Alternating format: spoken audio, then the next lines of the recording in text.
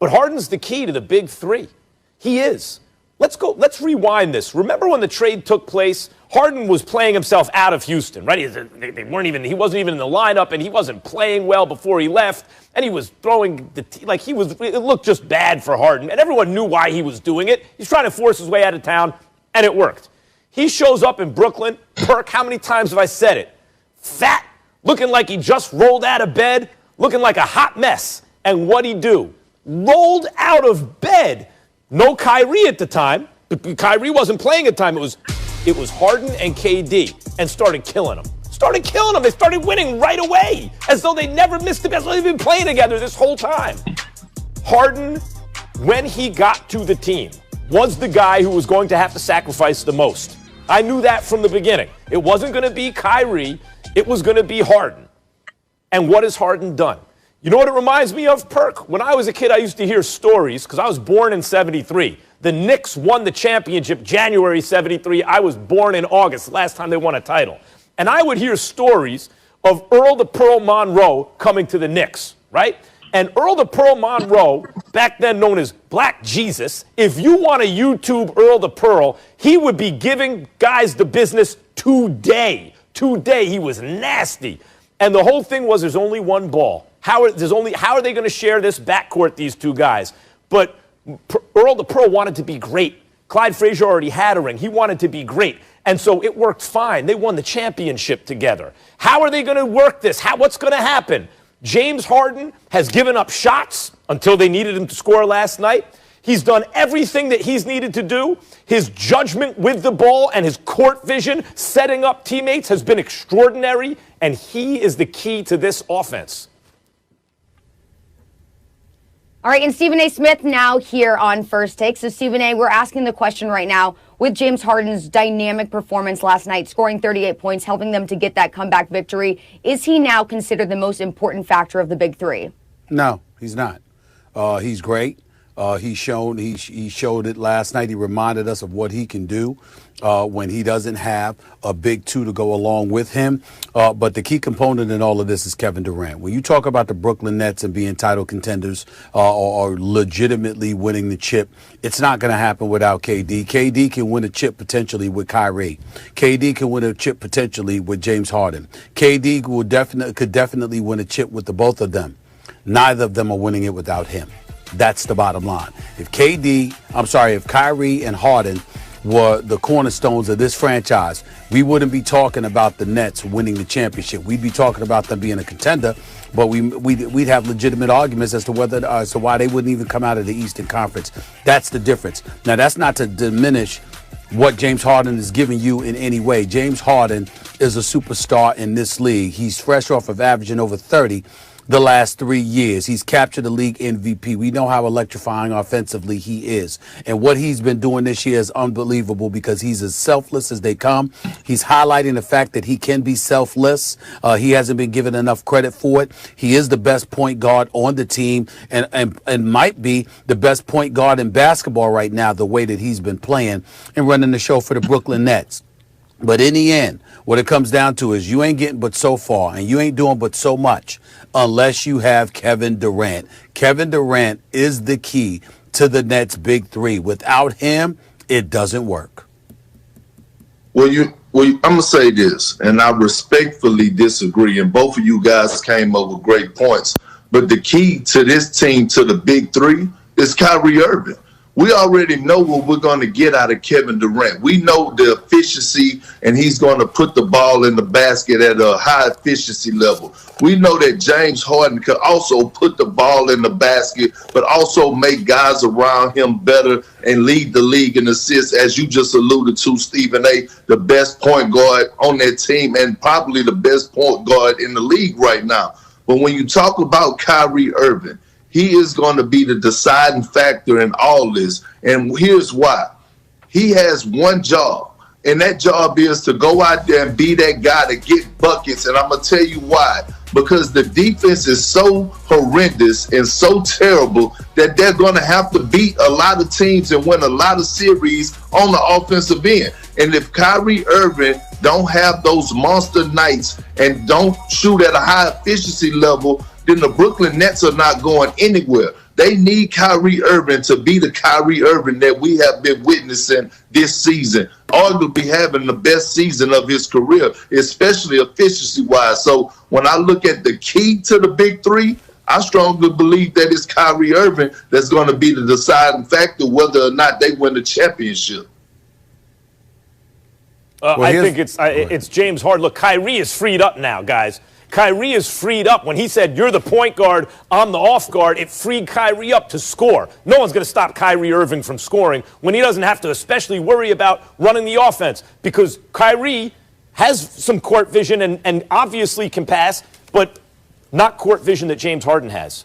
And James Harden shows better judgment with the ball. I mean, when you think about the responsibility of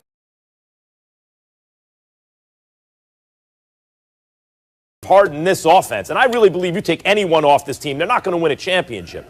But all three, they can, and they very well might, even this year, if they can get the defense together. Harden is the guy asked to change. He's the guy asked to give up shots. And last night, talk about judgment, he's the guy hunting mismatches and pick and rolling them to death in the second half. Of course, used to D'Antoni, Steve Nash D'Antoni on the bench, pick and rolling them to death in the second half, showing that judgment and court vision, never mind scoring ability. He was the guy who from day one made it work with KD, and then after a couple weeks figured it out with Kyrie. He's the glue guy. He's the guy who holds it all together. Well, like I said, not only am I making the argument that I make, but I'm gonna come at you, Big Perk, with this. I think that you're looking at it from a negative perspective, and I'm looking at it from a positive perspective. You're thinking about Kyrie. He could be great on a positive level, or he could be destructive because something might happen to him emotionally, and he might not want to play or something along those lines. So it could go either way, which makes him a key. I'm saying what makes Kevin Durant the key is that nothing works without KD. You could be as positive as you want to be with Kyrie and James Harden, or negative. It don't matter. Without Kevin Durant, it does not work. But with Kevin Durant, everything could potentially work and everything could potentially be overcome. Think about this with James Harden for a second here, guys. When we talk about how explosive Kyrie can be, both of you acknowledge how explosive. Anybody with two eyes can see how explosive Kyrie can be. He's a superstar. He's box office. You walk through the turnstiles to see the kind of show that he could put on. But if something happened to Kyrie, you trying to tell me that James Harden can't pick up that slack?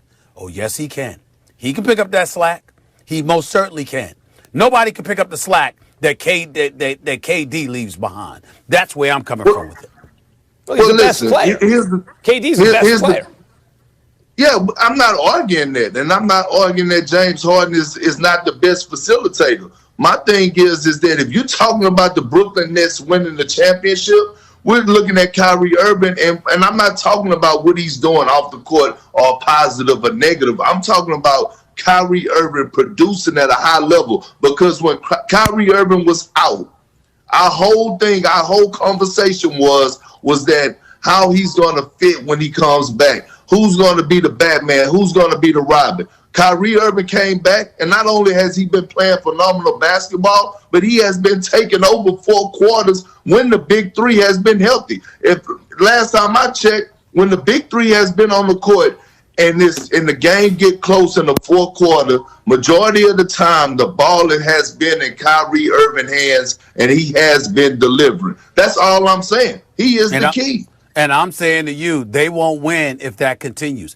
Kyrie can average 40, but if he's taking double the amount of shots of James Harden, and he's the one with the ball with the ball in his hands and late in the games in fourth quarters at the expense of a Kevin Durant, that is not a winning formula. It has to go through KD to win the chip.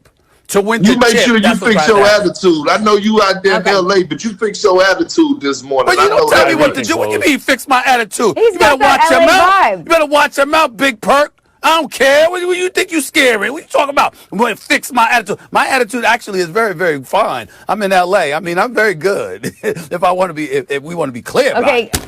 You know, you the one freezing up in Texas. Absolutely. Stephen A., we like it. Guys, listen, as of last night, James Harden posted his 7th 30-point game and a 20-point any other player in the past 25 seasons, so we got to give him his props for it last night. Now, look, All-Star game coming up. James Harden probably going to be leading in those votes, but All-Star game, as we know, going to look a little bit different this year. It's going down in ATL during the first weekend in March, but Atlanta Mayor Keisha Lance Bottoms has made it clear people should not come to party due to COVID concerns. Now, this is already on top of the fact that players like LeBron, Kawhi, and Giannis have already spoken out about having the game in the midst of a pandemic. Also, just a really packed and busy season. So, Stephen A., should the All-Star game just be canceled this year? Believe it or not, I'm of that mindset right now. I do feel that way.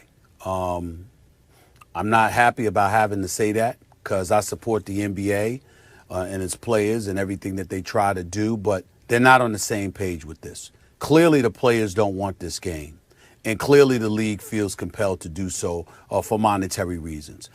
So you can look at it from that perspective, understanding that the league collectively bargained to have this kind of power, that it's really not a choice of the NBA. Chris Paul and those guys, everybody's been pointing the finger at the Players Association as if they've agreed to this. No, they have no choice.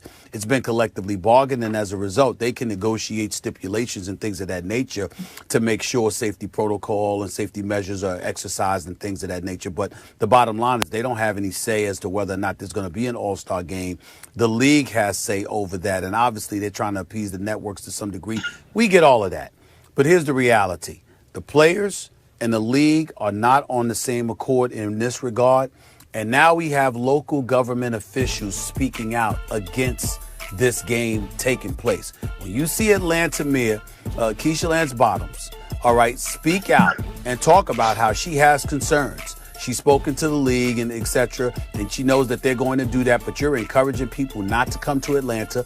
You're encouraging people not to party and things of that nature, not to have a festive kind of atmosphere, which we totally understand, and is a very responsible thing for her to do on her part. If you're the NBA, you're standing alone on an island here. You're flying guys in the night before on private jets and things of that nature. They come in to have a game, the slam dunk contest, the three-point contest, whatever, with no fans in attendance. Remember, the weekend is supposed to be for the fans to celebrate the athletes and the athletes to celebrate with the fans in a star-studded weekend gala. That's really what it's supposed to be. How does that happen without the fans? I don't see that, and I just think that there's too much noise that's been made about this, and it might behoove them to just decide not to have the All-Star game. That's just my feelings on it right now. Well, Stephen A., I started out disagreeing with you about this even before the show. But one thing I've considered has actually changed my mind, but I'm going to play devil's advocate here, and I want to tell you the one consideration, why I agree with you. The reason I agree with you is because what occurred to me, probably too late in this game thinking about it, was this is not like, well, they're playing games all over the place. What's the difference?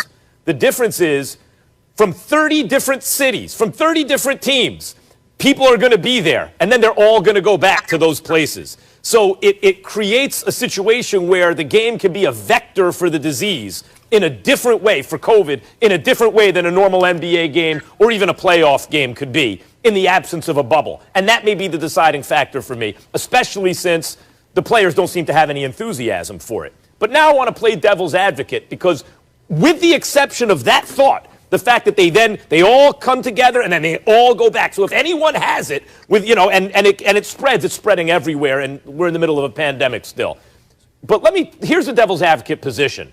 And I think it's persuasive with the exception of what I just said. The All-Star game, you can talk about festivities all you want. The Atlanta mayor didn't say don't have the game. She said don't travel to the game. And for the media a lot of the time, and the players, the people involved in the festivities, I think, and whatever fans are there, I don't want to dismiss that, but whoever's live there, it feels like that's what it's all about this weekend. But in fact, it's a TV show. The vast majority of people participating in it from a consumer point of view, consuming it, are watching it on television. It's a TV show.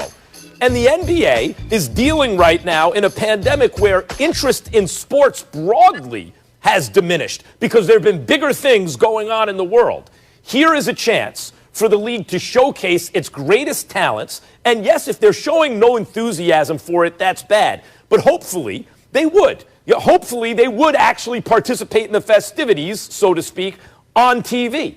Because as a TV show, I enjoy watching it. I like watching the slam dunk contest, three-point contest, the All-Star game, right? Like the game itself. It's not the greatest event of all time. It's not the NBA Finals, but it's a fun, a television show to watch in the absence of other stuff on, especially. And since the league needs it right now, and we're talking about, as you said, Stephen A., everyone's flying in on private jets and then flying back out again. To me, that is a really good case for playing this game and boosting the league. Well, I think it's a stupid idea, and I think that the NBA really dropped the ball on this one for a number of reasons. One is obviously we're in a pandemic, okay, and the league is struggling to, right now, to keep games going in the regular season. We just had a game get postponed last night because of the pandemic and the virus, and guys are having to sit out. So that's one thing. The second thing, the league is breaking the trust that they was developing with the Players Association and the players. If we go back and look at what happened in the bubble, it was a beautiful thing to see with me how the Players Association and Adam Silver and the NBA were coming together to make things happen, being on the same page. It was something that I never seen in my 14 years of playing, and now something that I never seen with me being on the other side is how they came together hand in hand to work things out. And so before the season started, the NBA told the players that they was not going to have an All-Star weekend and that they were going to have this time to take off. And now you break that trust because you popped this on them at the spur of the moment and said, oh, yeah, we're having an All-Star weekend. It breaks the trust. So just when the NBA and the Players Association was taking 3 steps forward, I think now they're taking 2 steps backwards again because the trust has been broken. Yeah, this might have been a really good year to probably not play that game. The last time they didn't play was 1999. That was because of the lockout. Now, Perk, you're going to be back with us in a bit. There was a lot to digest in this conversation, so we are going to revisit it later on in the show. All right, we got to move on here. We have some NFL to get to. The Texans, they do not want to cut Deshaun Watson loose, but what if the deal is too good to pass up? Which team is reportedly willing to put it all on the line for the quarterback, and which of the guys says the Texans need to take it? American icon.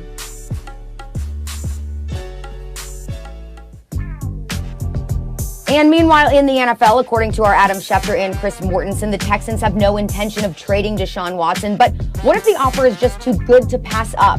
The Panthers are the latest team to express interest, and from the sound of it, are willing to go all in. Panthers reporter David Newton gave his perspective yesterday on NFL Live.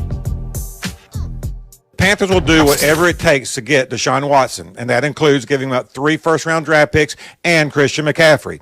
Now, owner David Tepper wants to win a Super Bowl. He's made that clear. He understands it takes a marquee quarterback to do that. Now, if you look at recent history outside of Patrick Mahomes, the quickest way to do that is to trade for a marquee quarterback and not draft one in the first round. Just ask Tampa Bay. Okay, Max, if it's offered, should the Texans take the Panthers deal?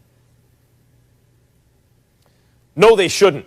And let me first say that David Tepper, the owner of the Panthers, is right on the money here. Like, I take my hat off to him. They were good when he bought them, right? When he took over, they had a good coach and a good quarterback in Ron Rivera and Cam Newton. He said, yeah, we're good. I want to be great. I want to see if we can't do better. And he sees Deshaun Watson. He's like, I don't care. We need to do everything we can to get Deshaun. My hat's off to him. It's the right idea.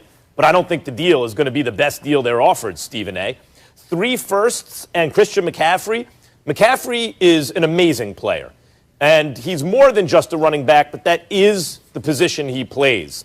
And you have to be careful when you overpay for running backs, both in terms of draft capital and contracts you give him. He's coming off a big injury, and he has a big contract. So that's one of the things you're getting back. And then you're getting 3 firsts. Well, is that the best offer they're going to get? Stephen A., you know what Miami can offer them? Miami's picking 3rd and 18th in the first round this year. And they have Tua Tagovailoa, who, were he coming out of the draft this year, would probably be the 2nd quarterback taken. I think, and then they have first rounder next year. The Jets, Stephen A., have 2 firsts this year and 2 firsts next year and 2/3 this year. The Jets and the Dolphins are going to be in a position to offer the Texans a better deal than the one currently on the table, apparently, from the Panthers. So I don't think the Texans should take this one. I'm not going to say no definitively. I get where you're coming from, and for the most part, I agree with you if that were the case. But we don't know what the Jets are willing to offer, what the Miami Dolphins are willing to offer. We hear a lot of noise, but we don't know. And if I'm the Houston Texans, I have to listen. And here's why I have to listen, Max. Because not only does those 3 first-round picks includes the number 8 overall pick coming up in this draft, but it also includes Christian McCaffrey. And we have to remember what a stud this brother is. He is something special. Make no mistake about it. And when you have a guy like him that's an all-world back, he's not a one-dimensional player. He can run. He can catch passes out of the backfield. You know what I'm saying? You could put him in a slot. He could make things happen. This brother is that gifted. Christian McCaffrey is an NFL star. Let's not forget that. And when I look at it from that perspective, and I'm talking about getting 3 picks along with him, certainly if you're the New York Jets and you offer something when you've got the number 2 overall pick, that changes things. Certainly if you're the Miami Dolphins, all right, with the year that they've had, they're on a come up. You've got high picks to offer as well. Not to mention Tua Tagovailoa, if you wanted to throw him in there, yeah, I got to think about that, and that's probably better. But barring that, I don't know if I can get much better than what the Carolina Panthers may be in a position to offer me. I think the hiccup is that, remember, Deshaun Watson's got a no-trade clause. Strained. And he has to sign off on these things, just like Houston does. And I don't know if he'd sign off on Carolina, but if he were to be willing to do that, I would certainly consider that if I'm the Houston Texans, because Christian McCaffrey is a part of that deal. You know, the thing is, the Panthers were, it's been reported, and people have speculated, what would it take for Carolina to trade up to grab Miami's number 3 pick, right? They would do the 2nd rounder, next year's 1st rounder, because then they could grab a quarterback, Zach Wilson or whomever, that they really like. So that draft capital, because they have the 8th pick, which is good, but obviously not as good as the 3rd, that draft capital would be spent just to get their quarterback, who knows if he'll ever be half as good as Deshaun Watson. But Miami is sitting there with a 3rd overall pick already. And the thing about the no trade that you bring up, Stephen A., is usually if you're Deshaun Watson, you're like, I don't want to go to that team. They stink. That's why they're drafting 3rd overall. But the Dolphins are kind of loaded. The Dolphins are a really good team. They have the 3rd pick because of a trade. So they're unlike the Jets. They're not a moribund franchise, as you would say, right? They're a strong, rising franchise in a warm weather state, right? You bring up the fact with no state in a league taxes. without African-American no coaches and GMs, just keep ticking it off with no state income tax. Why would he not say, yeah, with a no trade clause, yeah, I want to be traded there? And the fact that they got the number 3 pick and a QB who'd probably be the 2nd one taken and more draft capital, it just seems to me like what really the Texans have to do is find out, do the Dolphins want to trade for Deshaun Watson? Because if they do, you got to say no to the Panthers. They can't offer you as much. And by the way, who knows if Deshaun would say yes? Here's the biggest reason you should say no to the Panthers if you were going to say no. You should say no to the Panthers if you're Deshaun Watson. Maybe not the Houston Texans, but definitely if you're Deshaun Watson. Here's why. Because I want to go and play with Christian McCaffrey. I don't want to arrive there at the expense of him leaving. That's really the biggest problem. You want Christian McCaffrey there with you, and that's not going to work. So, again, I'm not disagreeing. I think that the Jets and the Miami Dolphins are in a much better position to offer a better deal than the Carolina Panthers. I'm just saying we're not hearing that definitively that they're going to make those offers, particularly if you're the Miami Dolphins. And if that's not what the situation is, then I got to leave my options open if I'm the Texans. And 3 first-round picks plus Christian McCaffrey is not a bad deal. Mm-hmm. Yeah, and if you're looking at it from the Texans' perspective, Christian McCaffrey is one of only 3 players to record 1,000 rushing yards, 1,000 receiving yards in the same season. Also a really likable guy, maybe someone that Houston can get behind now that they lost Watt. Also maybe Watson. And also, guys, Olivia Culpo is his girlfriend, all right? To me, that's a win. You get her in the stands during games. All right, we're going to leave it there. We got a lot more to get to right here on First Take.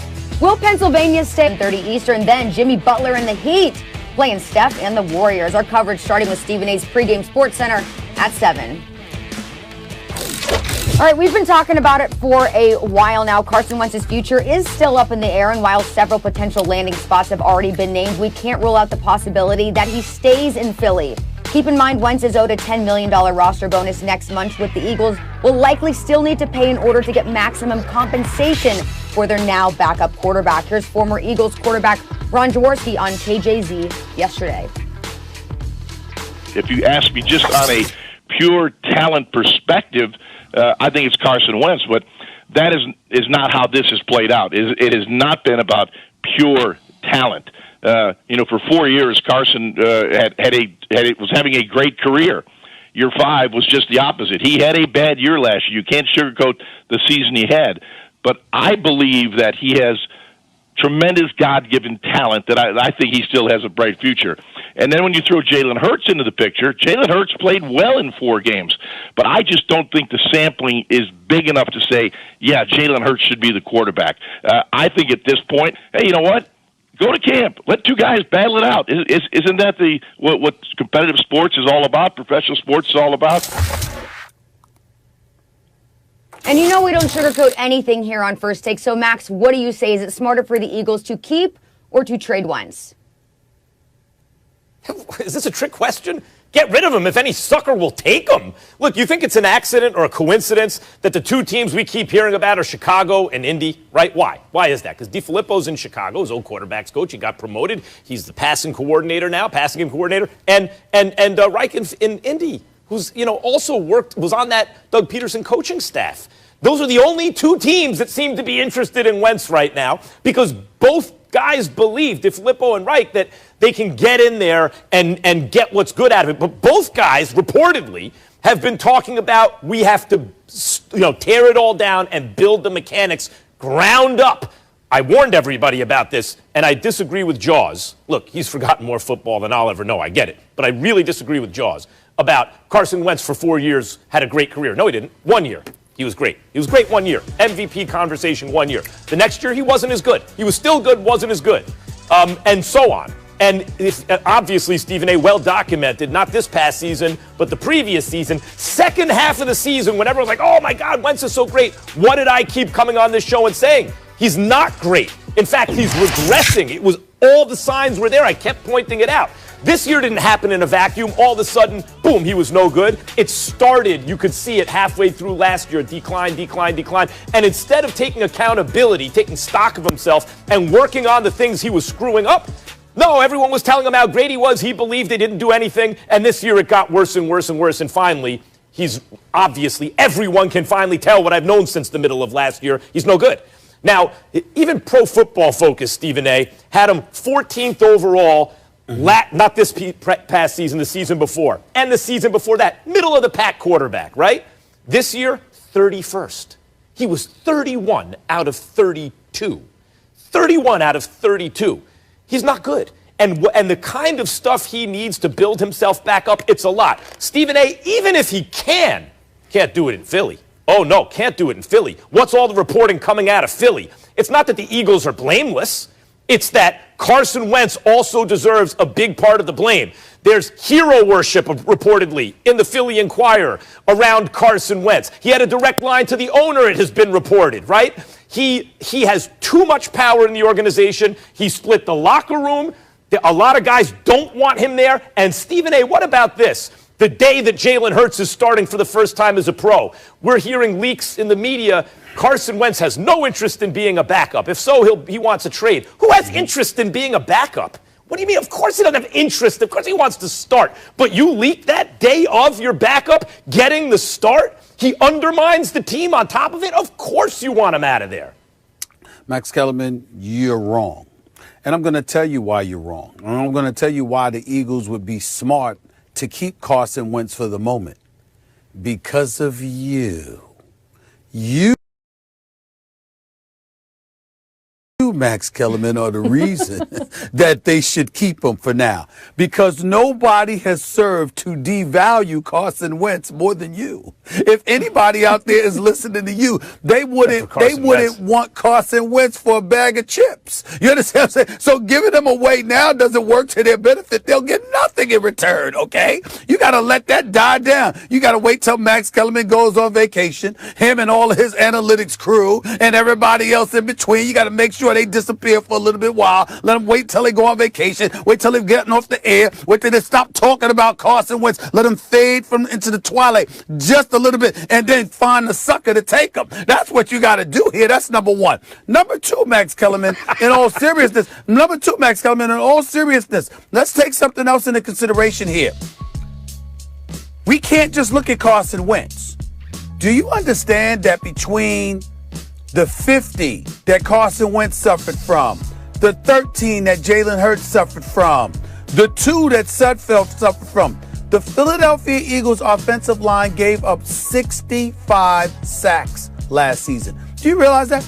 65 sacks are on the books for the Philadelphia Eagles, having surrendered that against their quarterback. So that's something to take into consideration, because if you're on suicide watch, how the hell can you throw the football? Then you got a running game with Boston Scott and Miles Sanders. Scott averaging 4.7 yards a carry. Miles Sanders averaging 5.3 yards a carry. How come you ain't giving the ball a run a little bit more? Particularly when Jalen Reagor, when Zach Ertz, when Goddard all missed at least 5 games, okay? And Deshaun Jackson only played in 5 games. So you were bereft of the necessary weapons, one could easily argue as well. There's a lot of things that went into the Eagles stinking up the joint on the offensive side of the ball the way that they did. And it wasn't simply the quarterback player Carson Wentz. It was a lot. He had an awful year, and we get all of that. You can't absolve him. But there's so much more that goes into that.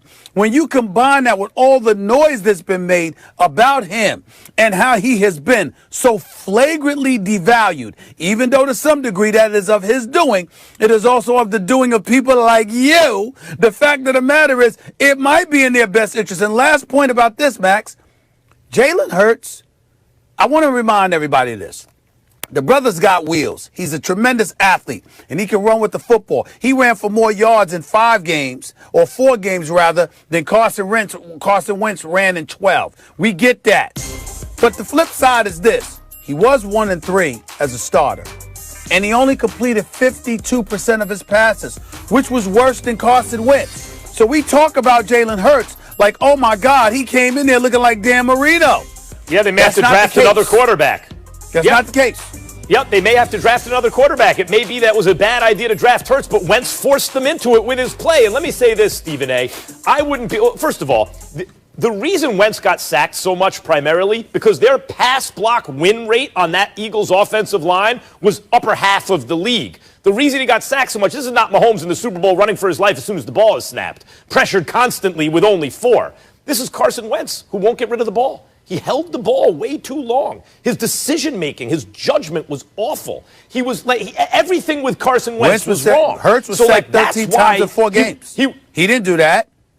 He was a rookie. He's a rookie. And by the way, you're right, but the offense looked better with Hurts. And he's a rookie who doesn't know what he's doing yet. And it looked better with Jalen Hurts than Carson Wentz. And insofar so far as me or people like me in this case, are pulling the wagon in terms of Carson Wentz is no good. Stephen A., he brings that upon himself, not just with his play, because I wouldn't be as hard on him with his play, but when I see things like Jalen Hurts is going to start his first career game, and now it comes out Carson Wentz is talking about, I have no interest in being a backup. That's low. I see so much behavior that I find as undermining to the team. That were I another team looking at that, I'd be like, I don't know if I want that dude in the locker room. Which is another reason why you got to hold on to him, because nobody's going to give up anything for him right now. Yeah, low trade value at the moment. It's true. Carson Wentz has earned his low trade value this past season. He was 28th out of 33 qualified passers in QBR. But let's not forget, guys, back in 2017, he led the league in QBR. Look, it was great. Maybe a turnaround? We don't know. Anyways, guys, was Bruce Arians taking shots at Bill Belichick when talking Brady's newfound freedom? Brady's new coach says he's been in an interview on Showtime's Inside the NFL. Super Bowl winning head coach Bruce Arians weighed in on why he believed Tom Brady decided to depart from the Patriot way and join the Buccaneers. He said, quote, "I think his competitive spirit is so strong that he wanted to do it. He wanted to show people. I've never said anything bad about Bill Belichick. I know everybody tries to say I do. His record speaks for itself. He is probably the greatest one ever, but I think Brady wanted to try a different way." Max, was Arians taking a shot at Bill Belichick?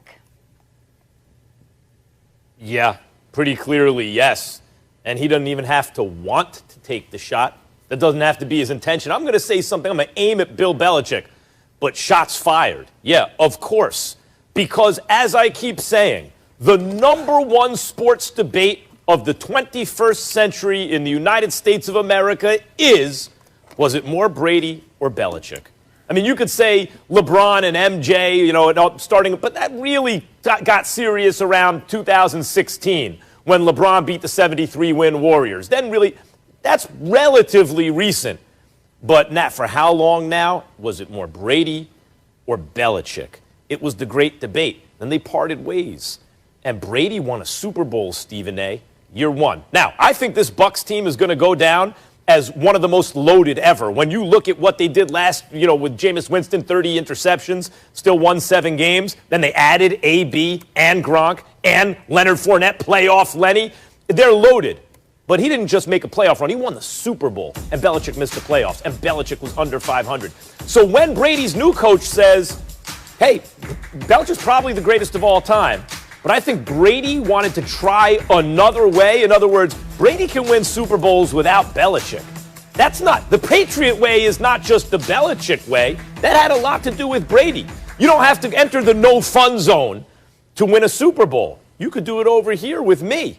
Maybe if I had Brady that whole time doing it another way, I'd be the greatest coach of all time. Yes, I don't see, especially Stephen A., after what Brady just did, the kind of lead he has on Belichick at this moment, the way he has someone like me who I never thought I'd say it. Brady's way up on Belichick right now. For his new coach to come out and say what he said is a shot at Belichick. I don't think it's a shot at Belichick, the coach, at all. Bruce Arians is in no position to take a shot at Belichick. Belichick still has 5 more rings than him as a head coach and 7 more rings than him overall. So let's get that straight. That's number one. Number two, or at least I think it's 7. Yeah.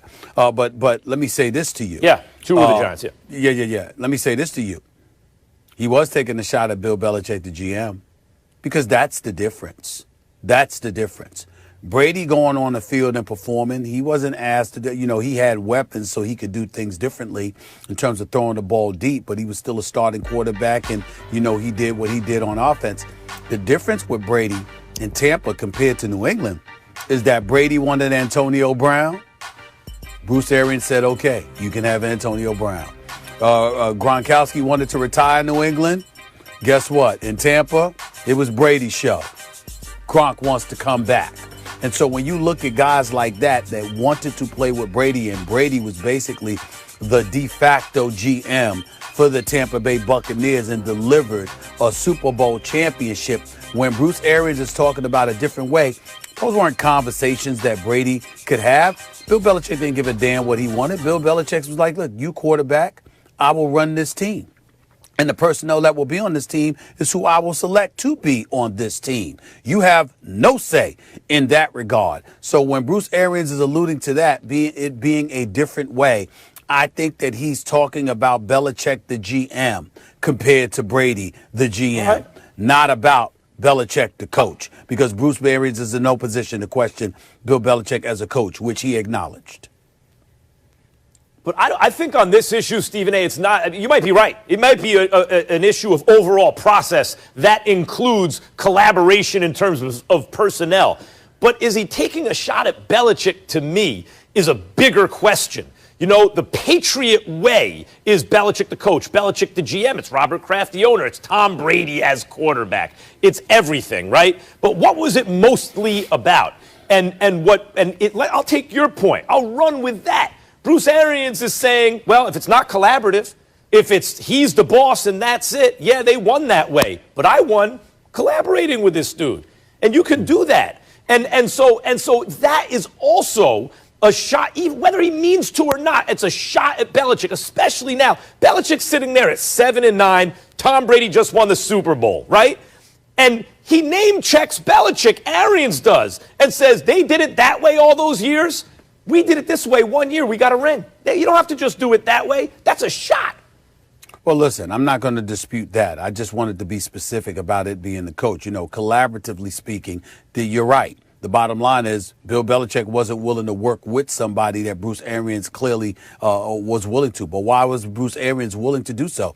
Because Bruce Arians walked into this season never having captured a Super Bowl championship, nor having even gone to a Super Bowl. Whereas with Bill Belichick, he had won 6 as the head coach. So Bill Belichick has a level of cachet that he didn't feel compelled to alter, his the way that he did things. And we can respect and understand that. What I will say, however, is this. Now that has happened, Bill Belichick, I mean, listen, this season is a wash. We know COVID and what a role it played in dismantling the New England Patriots as we know it.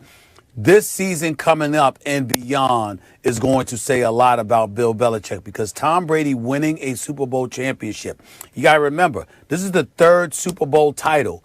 And this is the way to look at it. This is the 3rd Super Bowl title in 5 years that Tom Brady has won since Jimmy Garoppolo was on New England and Bill Belichick wanted him to succeed Tom Brady. Ever since then, right. Tom Brady fair to say, Stephen A. Tom Brady has won 3 Super Bowls. He's been to 4 in 5 years. And we'll see if the Bucs can do it again next year, Stephen A. Because if they do become repeat champions, they'll be the first team to do so since the Patriots did it back in 2003 and 2004. All right, let's leave it right there. We got some After the Texans released star defensive end J.J. Watt last week, league sources telling ESPN's Ed Werder that approximately a dozen teams have reached out with interest, including the Cleveland Browns and also the Tennessee Titans. However, Watt's priority in determining his next team is reportedly the belief that he'll have the opportunity to play in a Super Bowl. I don't think that's a bad idea. I think he deserves that. So, Stephen A., which team do you think gives J.J. Watt the better opportunity at going to the Super Bowl? Is it the Browns or is it the Titans? Well, I would say the Titans, but let me say this because, I mean, Derrick Henry running the football and, Ryan Tannehill still being there, and he's been a really good quarterback for the Titans. That defense is real, but you add J.J. Watt to the mix and his ability to get to the quarterbacks, that's going to help you defensively, and it's going to help give you more offensive possessions, which means you'll give Derrick Henry more opportunities to run the football. But let me also say this, Max. If J.J. Watt were to go to the Cleveland Browns, it is an act of betrayal to his family, to TJ and Derek. It would be betrayal. Here we go. Okay? Here we go. You can't go to the Cleveland Browns. Now, you want to go to Tampa? This is pathetic. You want to go to Green Bay with Aaron Rodgers? Fine. But to go to the Cleveland Browns when you have an opportunity to go to the Pittsburgh Steelers, it would be blasphemous, it would be sacrilegious, and an absolute act of betrayal, the likes of which Mama Watt should get involved and chastise her son. That's right, I said it. It would mess up Thanksgivings. It would mess up Christmases. It would mess up all of that stuff. For family obligation alone, you can't go to the Cleveland Browns when 2 of your brothers are on Pittsburgh, the same division with a team that can compete for the Super Bowl, that wants you, has a spot for you, and not only do you choose not to join your brothers, you would go against them by wearing a Cleveland Browns uniform. You would rather be playing off of Lake Erie instead of Three Rivers, Heinz Field. Are you kidding me? It would be an act of betrayal. And J.J. Watt, somebody needs to tell him that. So damn it, I'm doing it. Stephen A., one thing about you is I'm really disappointed right now because you're a good dude. And this is the first time on this show. It's like you're a bad person for this. How could you do this? You are putting your own interests as a Steelers fan, ahead of J.J. Watt, who is one of the greatest players of all time. I'm thinking about the Watt family. Pillar in the community. I'm a family man. I'm a family man. I'm thinking about the Watt family. Great works on and off the field, and this man deserves to try to win a Super Bowl. I love J.J. Watt. Would rather serve your own selfish interests here. Stephen A., you'd rather serve your own selfish interests. Put him on a team that does not have a quarterback capable of winning a Super Bowl right now, and you know Baker it. Shame on you. Is? Now, you get Baker Mayfield is capable of winning a Super Bowl quicker than Ben Roethlisberger? It's possible. Yeah, quicker than Ben Roethlisberger right now? Yes, quicker than Ben Roethlisberger. Here's the thing. I'll stick to the question, Browns or Titans, okay? Vrabel's done a great job. No doubt about it. Titans are a good team. The thing about Stefanski is, you know when the last time Minnesota was sub 500? That was 2014. I mean, Stefanski's been on that staff forever, right? Doing different jobs on the offense. But 2014 is the last time they were sub 500. Stefanski leaves just like that. They're below 500. The Browns, last time the Browns were above 500 was 2007.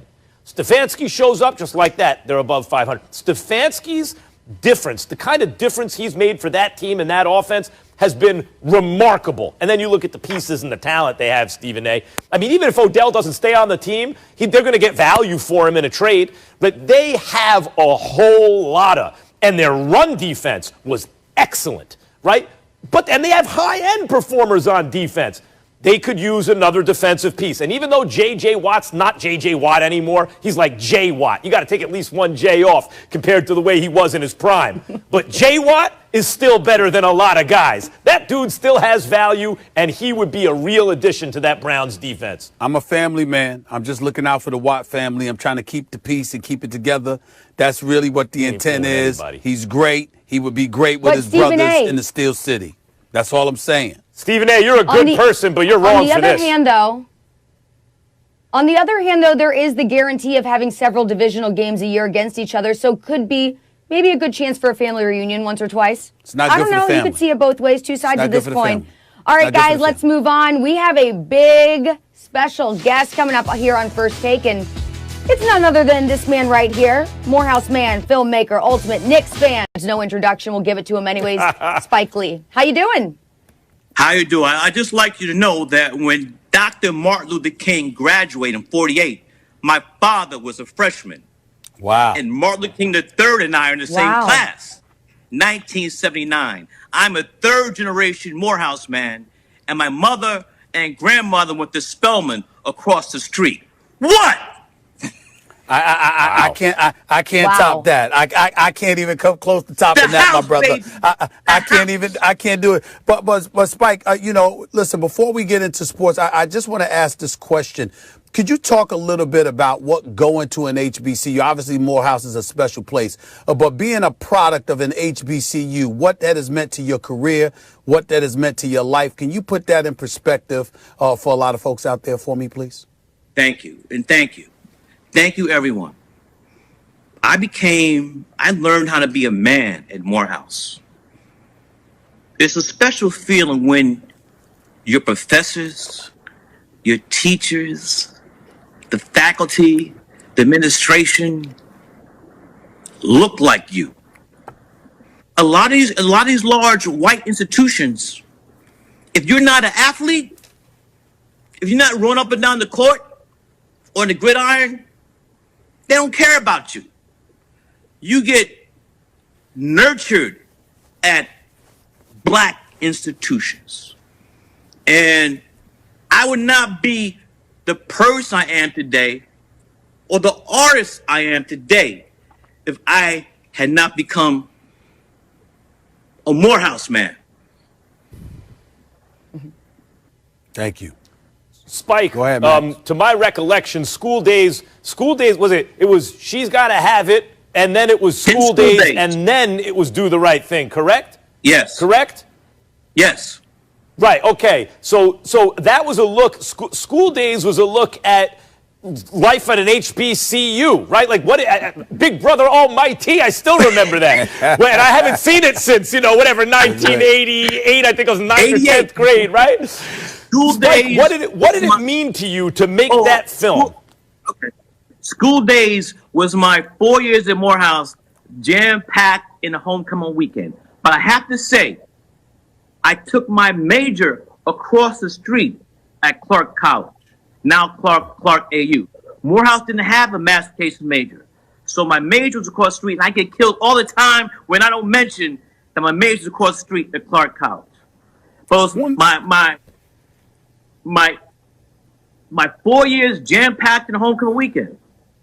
And another thing I like to say, even today, people stopped me total strange on the street and said, I went to a black school because I saw School Days. That's right. And that dude came out in 1988, and people still tell me that. That's big.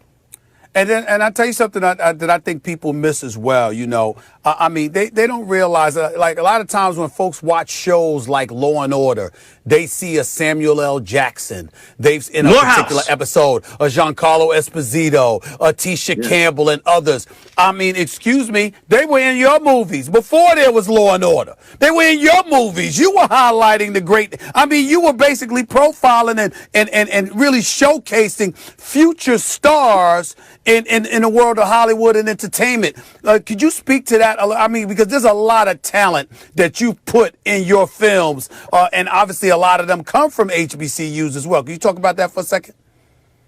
Well, Do the Right Thing, that was Mark Lawrence's first film. That's right. Rosie Perez's first film. Yeah. The late, great Ruby Davis, Ozzie Davis, all of them. Ozzie Davis, Ruby D. Ruby D. Mekhi Phifer, Clock was his first film. Jungle Fever, that was Halle Berry's first film. Yeah. Queen Latifah's first film. And also John David. David Washington, the star of my film, Black Klansman. He's a Morehouse brother. Oh, excuse me. Let me interrupt for a second here. John David Washington, the son of Denzel Washington.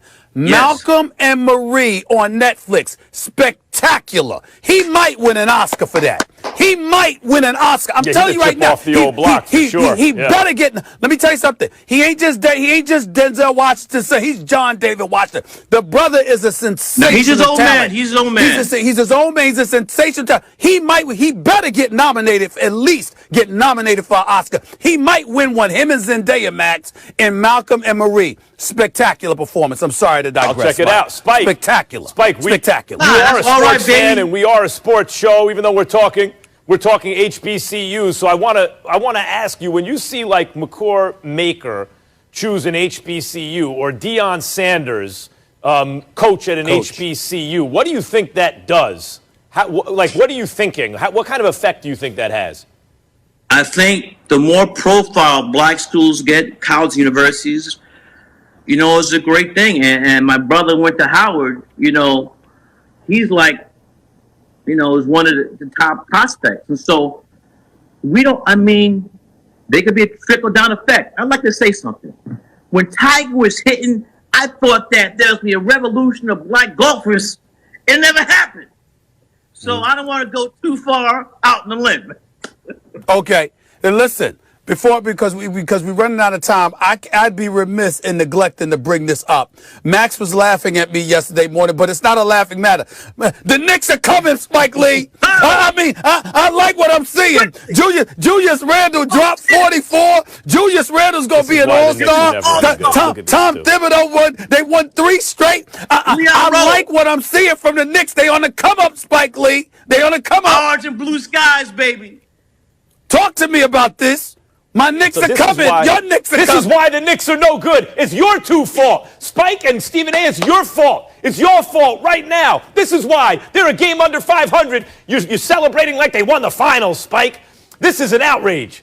Max. My grandmother told me, who lived to be 100 years old, you have to crawl before you can walk. That's right. Look at our record last year at this time, and look our record now. That's right. That's also, right. Your grandma lived to be 100? Spike, one last thing. Grandma lived to be 100? She put me through Morehouse, NYU. I'm 47. I'm 47. I haven't seen the Knicks win in my lifetime. I might live to be 100 and never see the Knicks win a championship. What are you talking about? If anything, life is too short. Marina, May 8th, 1970 for the Willis Reed game. What? But last time, I know you got to go. I have to give a birthday shout out to the GOAT, born in Cumberland Hospital, Fort Greene, New York, right here, Michael Jordan. Happy birthday, Michael. Brooklyn, Happy birthday, MJ. Happy birthday. I was gonna give him an MJ. I was gonna give him an MJ. I was gonna give him a birthday salute, the one and only MJ. No question about it, the greatest of all time. But here's the deal, Max. You can sit up there. You can say all of this. You can say all of this. Let me tell you. Where was he born? Of course, Brooklyn. But here's the deal, Brooklyn. I understand. But here's the deal. Y'all. Are y'all ready for this? Max Kellerman with Worldwide West, William Wesley, with Leon Rose and those boys. The culture change. If they were there earlier, they might have got KD and Kyrie. Okay? I'm telling you, they're on the come up. There's a culture change that's taking place at the Garden, Max Kellerman. Where did KD and Kyrie play? Sports. Look at you two. KD, Kyrie, and Harden. They just moved to Brooklyn. They got all three of them. If Scott Norton would have missed a field goal, I don't want to talk about Patrick. You cannot use if in sports. The house. You know what? Let me pull a Stephen A. Spike Lee, let me pull a Stephen A. I'm especially disgusted with you, Brooklyn. When people think Spike Lee, they think Brooklyn. You got a basketball team in Brooklyn. You can probably see it from where you are right now. They got three of the greatest players you ever want to see on the same team, and you're talking about the Knicks? And I love them. Mr. And I root for them against everybody but the Knicks. Max. Against everybody but the Knicks. Please don't cut me. Let me answer this question before you cut me off. I was at the Garden, May 8th, 1970, the Willis Reed game. My guys, Willis, Bill Bradley, DeBusschere, Dick Barnett, Earl Monroe, Bill Hoskin, Coach Red Auerbach, orange and blue. I don't care. I'm loyal. Unlike some people, Max. Yeah, I didn't live through that. I wasn't born yet. You better recognize. I lived through Charles Oakley getting escorted out of Madison Square Garden is what I lived through. And whose fault was that? You better recognize. Let me tell y'all something real quick. If the Knicks make the playoffs, Max, the only way Brooklyn is a bigger story is if they make it to the finals and win it. If the Brooklyn Nets don't go to the finals, the Knicks are actually a better story making it to the first round of the playoffs than Brooklyn would be getting to the conference finals. It's New York, baby. It's New York, baby. You better understand that. All right? I'm just telling you. Blue skies, baby. Loyalty. Hey, that's what I'm saying. We got a lot of loyalty on this crew today. I like it. Recognize. It's New York, baby. All right. Hey, Spike, thank you so much for coming on First Chet Take. Tucker had with a 4-point play. I'm still living off of that. The house. More house. We, of course, love talking sports with you. Also, thank you for being here for HBCU Wednesday. Of course, today we're recognizing Morehouse College. You, a very prominent alum. So we say thank you for that. And we'll see you soon. And you know what? I'll jump on board for right now. Go Knicks. All right, guys, we have some other stuff to get to, and that actually are some questions from some students from Morehouse College. So they're going to play First Take Producer today. They're going to present the questions. Stephen A. Max, you're going to respond. So our first question, we're starting with English major Jonathan Jackson. Here he is. And I want to know, after Aaron Rodgers' 4th loss and 5 NFC Championship games, why do you still consider him a bad man? Because we have two eyes and we can see. What do you say? We have two eyes and we can see. He is a bad man. It wasn't his damn fault they lost the game.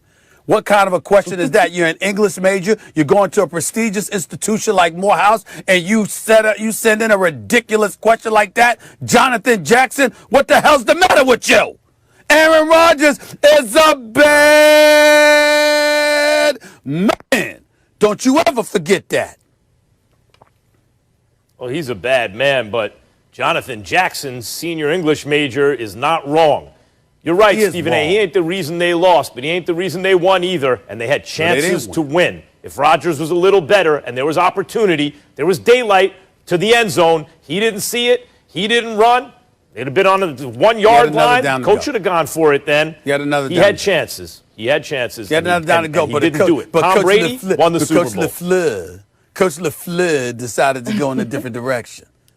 It's not his fault. He won the MVP that day. MVP all year, not that day. All right, next question coming from communications major Parker Owens. Stephen A., my question for you is, if you had one game, who would you choose in their prime? Steph Curry or Chris Paul? I love me some CP3, but I'm going with Steph Curry all day, every day, because he is the greatest shooter in the history of man. It's just that simple. By the way, kid, proud of you. Keep working hard. Keep going for your education. But next time you know you're going to be on camera, I need a haircut. I need a haircut, bro. Trim it down. Trim the sides. You don't like it natural, huh, Stephen A? All right, now, not that damn natural. You need to trim that bad boy. No, all right, just trim it. Now, go ahead. Listen, you're not fooling anyone with your jealousy. You see someone with a lot of hair, you get up in your feelings right away. We know what it is, get a lot Stephen of hair, A. Max. Here's the growth is not the problem. It's the hairline. I keep telling you, I got hair. It's the hairline I struggle with. True. I need a hairline. That's true. The line is. I got but you know what? It beat back a retreat, but it's holding steady it's about there. It hasn't really retreated in the last couple of years. Yeah. Just the line. Yeah. You know what I'm saying? But I got hair. I just need the line. Look, I'll answer the question too, and just say the answer is Steph Curry. And let me just make it real simple. They can both shoot the lights out. Chris Paul's mid-range is insane, right? Steph Curry's three-point game is the same as Chris Paul's mid-range, but you're counting by an extra point each time. Steph Curry's a little better. Chris Paul's he's a good shooter. He ain't Steph Curry when it comes shooting that basketball. No man is. No human is. Maybe except Seth Curry and Klay Thompson.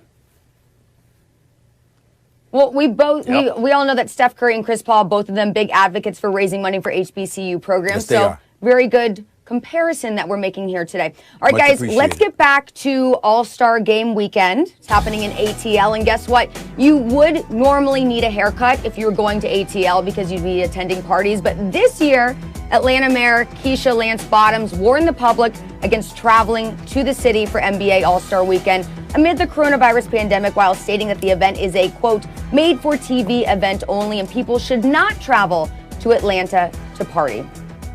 All right, we welcome back Kendrick Perkins for this debate. Stephen A., do you think that they should just go ahead and cancel the All-Star Game this year? I do believe they should cancel it. I don't think they will, but I do believe that they should.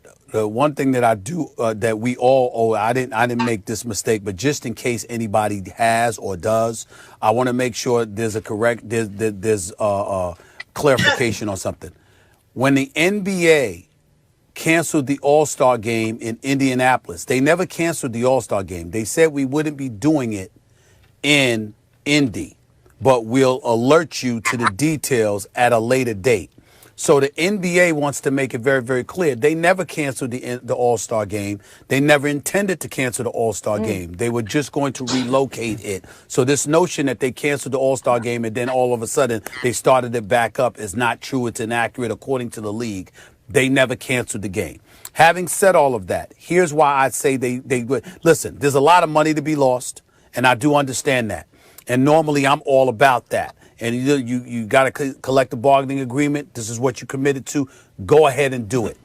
But when you clearly don't appear to be on the same page as the players, and the players have been inconsistent from what I'm being told, because some of them wanted to invite their family members there and stuff like that, while you have others saying, why would we want to go to a city that's open? Why should we even have the All-Star Game? So there seems to be some inconsistency behind the scenes. But in terms of their public positions, saying they don't want to, the LeBron James of the world, the Giannis Antetokounmpos of the world, and others, De'Aaron Foxes of the world and stuff like that. In terms of that, based on their public position, if they don't want to play this game and fans can't be in attendance, and you have local government officials saying, encouraging people not to come to the city of Atlanta, and that tickets won't be sold to the event, obviously, which means nobody's going to be in attendance. It's all about the fans, All-Star Weekend.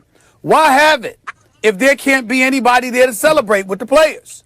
All right, you're going to have it because of money and your contract with the television, but to me, that would mean the players need to be on that page.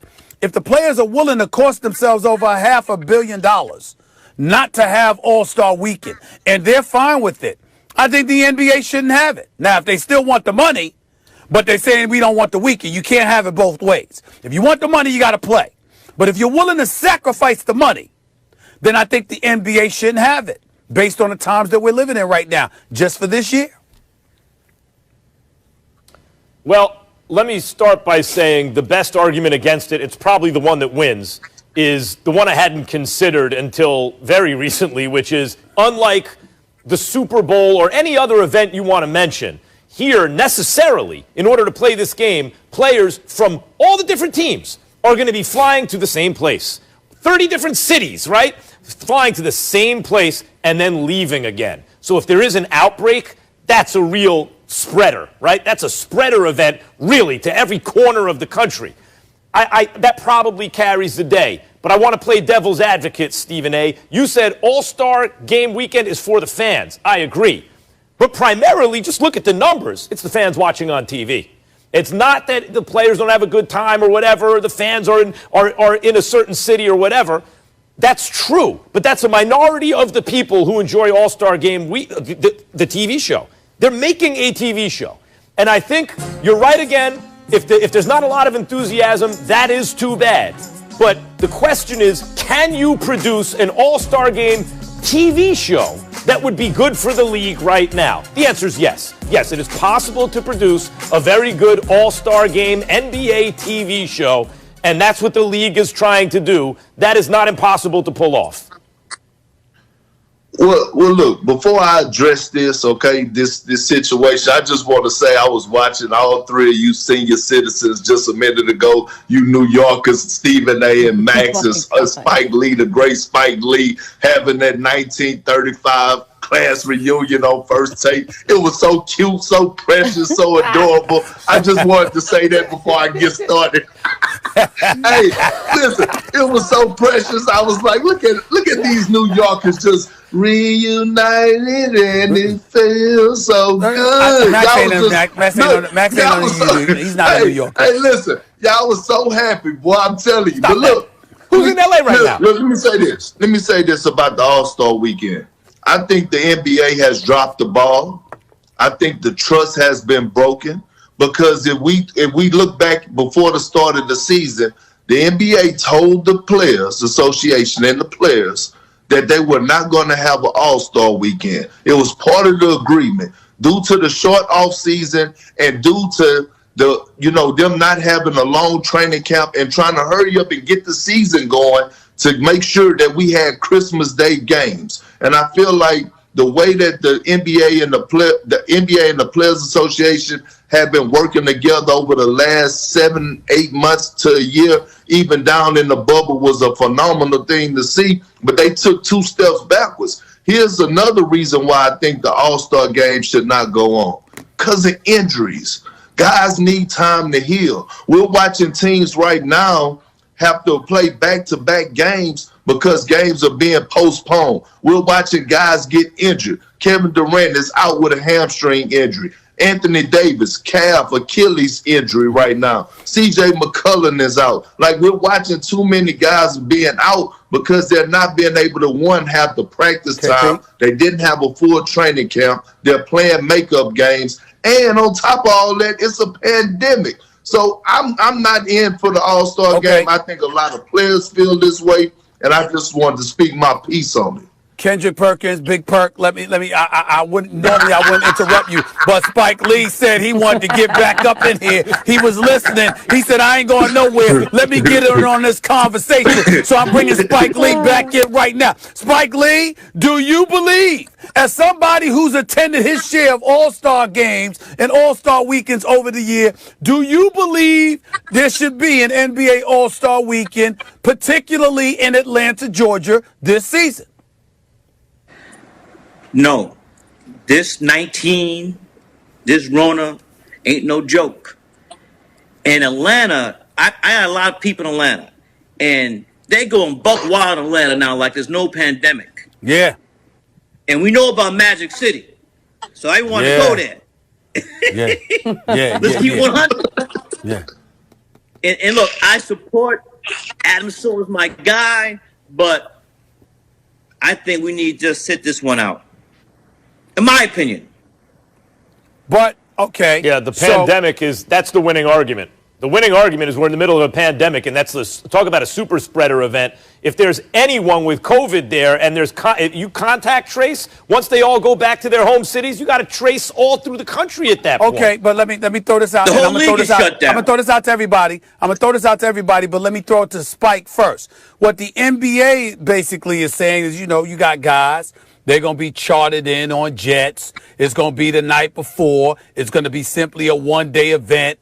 They're not going to have access to a whole bunch of folks on the outside. And as a result, in that regard, they're going to be safe. That's their mentality. What do you all say to that? Spike, I'll start with you. They fly chartered anyway. In the regular season, they're still canceling games. Just because you fly chartered doesn't mean that you can't get hit by that 19, that Rona. Go ahead, KP. I'm going to say this. It goes back to my point of, rest for the body, making sure guys staying healthy, and decompressing. Stephen A., I can't think of his name right now, and I'm sorry, but I read a story where assistant coach from the Indiana Pacers he walked away from the game, but I think it was the Pacers because of his mental health. And don't quote me, but an assistant coach in the NBA walked away because he said that it was getting to him. We're not really, I think, emphasizing what these players are going through on a day-to-day basis just to play games. Being stuck in hotel rooms. That is mentally exhausting. And we're not giving them credit for them having to take tests and do all the COVID protocols on a day-to-day basis just for them to, one, go to work, but for two, to entertain the world and play the game of basketball. So they already sacrificing a lot. And again, you asking them for them that they wouldn't have time off to sacrifice even more. Go ahead, Max. Go ahead, Max. Stephen A.